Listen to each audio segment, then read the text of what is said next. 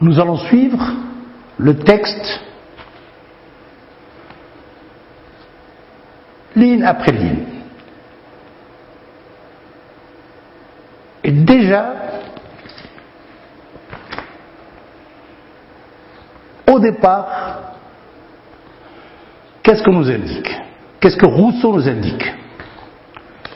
Ceci est à moi, c'est la propriété privée.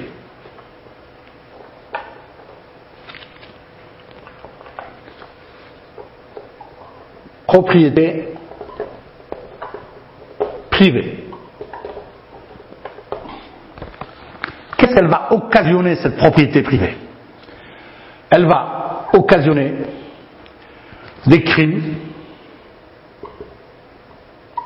des guerres, des meurtres et de l'horreur.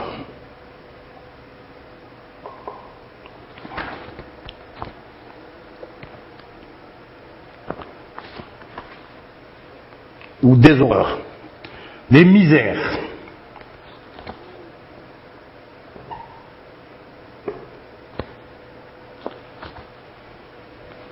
Donc je reprends la propriété privée a pour conséquence des calamités comme les crimes, les guerres, les horreurs, les misères, les meurtres. Et c'est cet acte-là du ceci est à moi qui est l'acte fondateur de la société civile.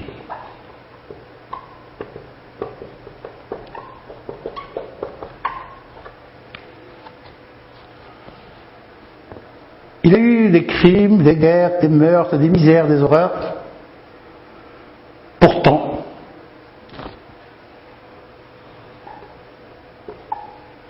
les fruits sont à tous, la terre n'est à personne.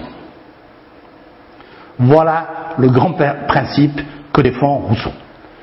La terre n'est à personne. La terre n'est à personne. Cet énoncé, ce principe, se trouve dans le texte.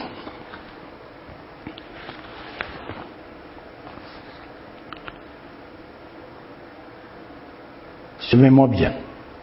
Gardez-vous d'écouter cet imposteur. Vous êtes perdus si vous oubliez que les fruits sont à tous et que la terre n'est à personne. Que signifie imposteur?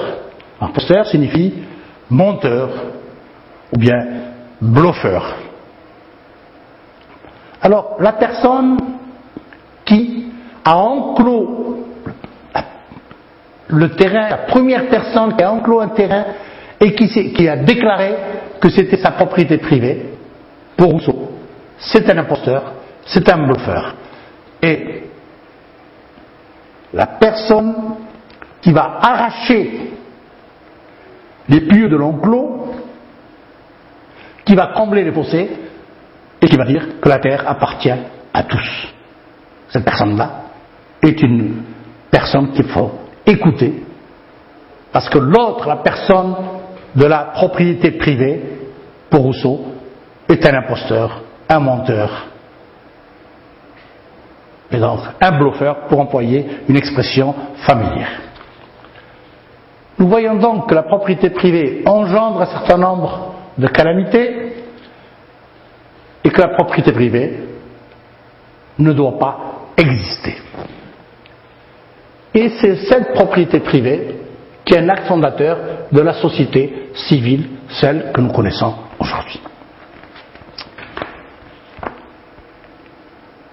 Oublier ce principe, pour Rousseau, c'est se perdre.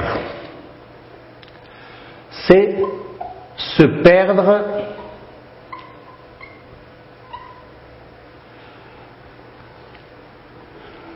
et c'est perdre le genre humain. C'est se perdre et perdre toute humanité. Perdre toute humanité. l'humanité.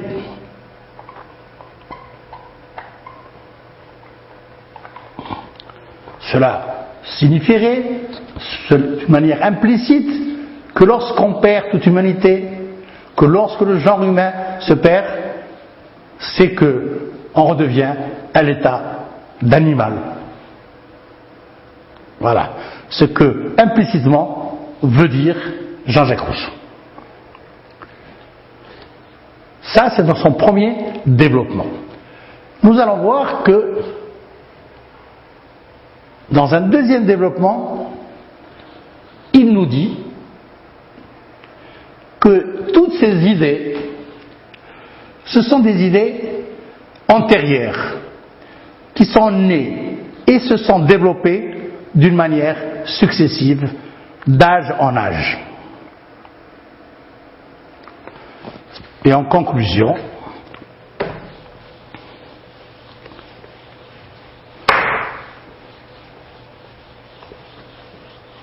il va avancer,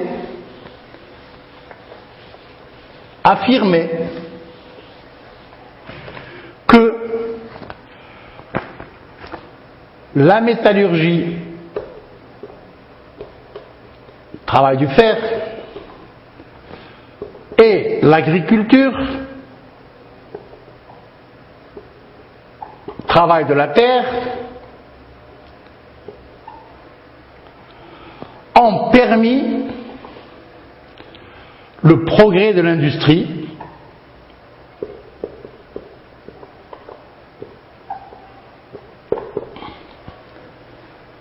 qui est à l'origine de l'idée de propriété privée, le principe de propriété privée.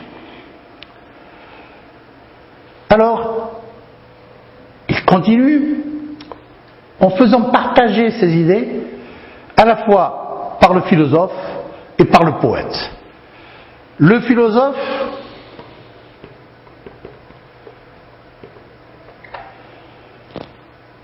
pour le philosophe, c'est le fer et le blé. Pour le philosophe, c'est le fer et le blé qui sont à l'origine du progrès humain, de la société civile, et donc de la perte du genre humain que nous avons vu précédemment. Pour le poète,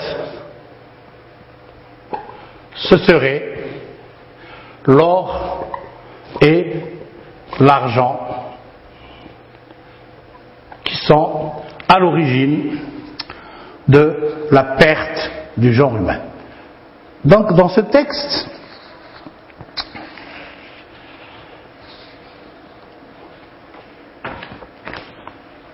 il y a là aussi, comme dans les textes que nous avions déjà vus, un titre sans phrase verbale. La propriété privée, virgule, facteur d'inégalité. Donc on revient, le titre va être le résumé, le condensé, le concentré de ce que a développé le texte de Jean-Jacques Rousseau. Ici, nous verrons que la propriété privée, facteur d'inégalité, et il y a ici une élision du connecteur de cause à effet. Voilà. À la prochaine fois.